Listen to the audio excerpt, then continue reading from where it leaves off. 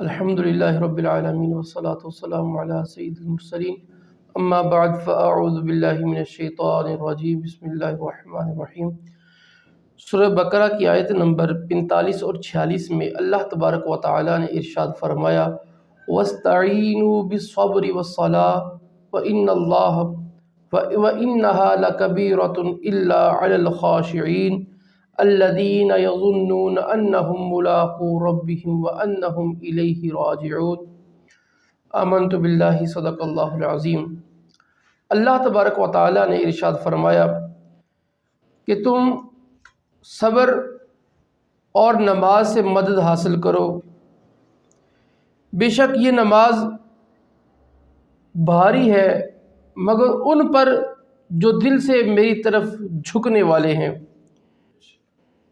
جنہیں یقین ہے کہ انہیں اپنے رب سے ملنا ہے اور انہیں اسی کی طرف لوٹ جانا ہے۔ اس سے پچھلی آیات میں اللہ تبارک و تعالی نے یہودیوں کو نبی اکرم صلی اللہ علیہ وآلہ وسلم پر ایمان لا کر اعمال صالحہ کرنے کی تلقین فرمائی اور اپنی سرداریوں کو چھوڑ کر نبی اکرم صلی اللہ علیہ وآلہ وسلم کی بارگاہ میں جھک جانے کی ترغیب ارشاد فرمائی۔ اب چونکہ یہ سارا معاملہ کہ یہودیوں کا اپنے مال و متاع کو چھوڑ کر جو نذرانے مل رہے تھے ان کو ترک کر کے آقا علیہ الصلوۃ والسلام پر ایمان لانا اور ان کی اطاعت میں آ جانا، یقیناً ان کو ان کے مال و اسباب کی محبت روک دینے والی تھی، اور یہ کام دنیا کے اعتبار سے ایک بہت ہی مشکل کام کہ بندے کا اپنی سرداری دیگر جاہ و جلال چھوڑ کر آقا علیہ الصلوۃ والسلام کی بارگاہ میں آنا اور ظاہری طور پر جو مال آ رہا تھا اس کا ختم ہو جانا۔ تو اس معاملے میں یہ بندے کا عمل کرنا انتہائی مشکل ہو جاتا ہے۔ تو اب اس مشکل کو کور کیسے کرنا ہے، اس مشکل کے مرحلے میں کامیاب کیسے ہونا ہے، تو اللہ تعالیٰ نے اس کا نسخہ ارشاد فرمایا کہ صبر کے ساتھ مدد حاصل کرو اور نماز کے ساتھ مدد حاصل کرو۔ اس مشکل صورتحال میں تم دو چیزوں کو پکڑو، ایک صبر کو پکڑو، ایک نماز کو پکڑو۔ صبر کس بات پہ؟ جو ہے اس پر اللہ کا شکر ادا کیا جائے اور قناعت کی زندگی گزاری جائے، ان آنے والی تکلیفوں پر صبر کیا جائے، مال کی کمی پر صبر کیا جائے، کیونکہ جو صبر ہوتا ہے یہ انسان کی دل کو پختہ کرتا ہے، یعنی جو قلبی قوت ہے اس سے بڑھ جاتی ہے۔ اگر بندے نے اپنا دل پختہ کرنا ہو تو وہ صبر کرنا شروع کر دے۔ صبر ایک ایسا نسخہ ہے جو بندے کے دل کو مضبوط کرتا ہے۔ اور پھر جو نماز ہے، نماز یہ اللہ تعالیٰ سے تعلق کو مضبوط کرتی ہے، اور یہ دو چیزیں ہیں بندے کو کبھی جھکنے نہیں دیتی۔ استقامت کے اندر یہ دو چیزیں ہوتی ہیں، کسی بھی مشکل کے اندر دل مضبوط ہو اور پھر بندے کا تعلق اپنے رب کے ساتھ ہو۔ تو یہ دو چیزیں جب آ جاتی ہیں تو پھر بندہ کسی معاملے میں جھکتا نہیں ہے، بندہ کسی معاملے میں کمپرومائز نہیں کرتا۔ تو ایک تعلق مضبوط ہو اور دوسرا بندے کا دل مضبوط ہو، اور دل مضبوط صبر کے ساتھ ہوتا ہے۔ اور پھر اس کے بعد فرمایا کہ نماز کے بارے میں وَإِنَّهَا لَكَبِيرَةٌ، بے شک نماز بھاری ہے مگر ان پر جو ڈر جانے والے ہیں، جو دل سے اپنے رب کی طرف جھک جانے والے ہیں۔ اب نماز سے کہا، اب نماز پڑھنا آسان کام تو نہیں ہے، مشکل کام ہے، لیکن کن کے لیے؟ جو اللہ کی طرف نہیں جھکتے، جس کے دل کے اندر خواہشات ہیں، گناہوں کی بھرمار ہے، اس بندے کے اوپر نماز پڑھنا بہت بھاری ہوتا ہے۔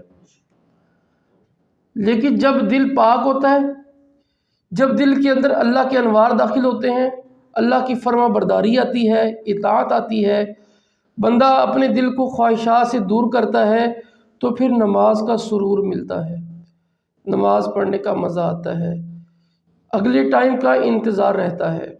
نماز نہ پڑھیں دل بے چین رہتا ہے۔ تو اب یہاں پر واضح کر دیا اور ہمیں سمجھا بھی دیا کہ نماز ہمیں کیوں مشکل لگتی ہے۔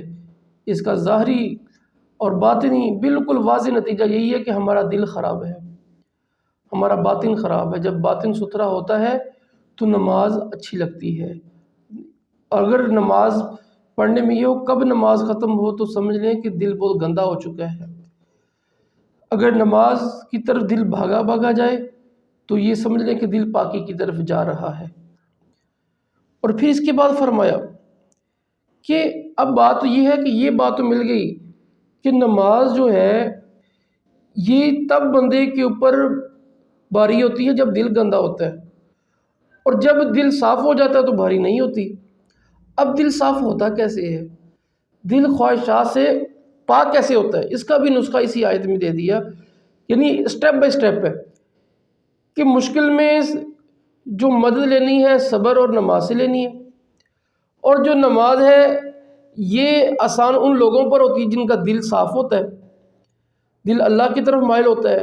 اور اب وہ سوال یہ ہے کہ اللہ کی طرف دل مائل ہوتا کیسے ہے اور کن لوگوں کا ہوتا ہے؟ اس کا جواب دیا الذین یظنون انہم ملاقو ربہم وانہم الیہ راجعون، جنہیں اپنے رب سے ملنے کا یقین ہوتا ہے اور جنہیں ہوتا ہے کہ ہم نے اپنے رب کی طرف لوٹ جانا ہے۔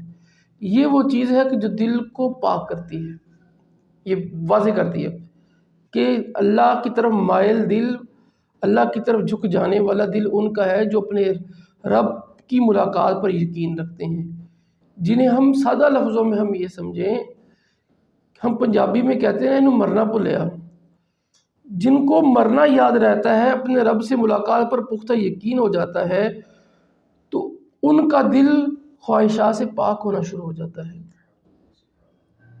تو یہ سٹیپ بائی سٹیپ ہے۔ نماز منحصر ہے دل کے خشوع کے اوپر، اور دل کا خشوع منحصر ہے بندے کا رب سے ملاقات پر یقین ہونا۔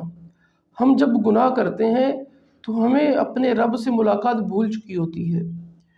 جب دل کے اندر خواہشات جنم لیتی ہیں پھر ان پر عمل ہوتا ہے تو اس کا مطلب یہ ہوتا ہے کہ ہمیں اپنے رب سے ملاقات پر یقین نہیں ہے، یا بعض دفعہ اس یقین میں کمی آ جاتی ہے۔ یقین کسی مرحلے میں تو ہوتا ہے لیکن بہت تھوڑا ہوتا ہے۔ اللہ تعالی ہمیں رب سے ملاقات پر پختہ یقین عطا فرمائے، اور پھر اللہ تعالی ہمیں دل کی پاکیزگی عطا فرمائے، اور پھر اللہ تبارک و تعالی ہمیں نماز عطا فرمائے، اور اللہ تعالی ہمیں صبر عطا فرمائے۔ تو زندگی کے کسی بھی میدان میں جب بھی کوئی مشکل آئے تو دو کام کریں، ایک تو صبر کریں، دوسرا نماز پڑھیں۔ نبی اکرم صلی اللہ علیہ وآلہ وسلم کو اللہ تعالیٰ نے مشکل کے موقع پر نماز پڑھنے کا حکم دیا۔ تو نماز پڑھنا، صبر کرنا، یہ دو ایسے مسلمان کے پاس ہتھیار ہیں، اس کے ہوتے ہوئے وہ کبھی بھی بے آسرا نہیں ہوتا۔ مسلمان کے پاس ہوتا سہارا رب کا ہے، اور رب کا سہارا لینے کے لیے ایک تعلق قائم کرنا پڑتا ہے، اور اس تعلق کا نام نماز ہے۔ اللہ تبارک و تعالی ہمیں نماز با جماعت پڑھنے کی توفیق عطا فرمائے، آمین بجاہ النبی الامین صلی اللہ علیہ وسلم۔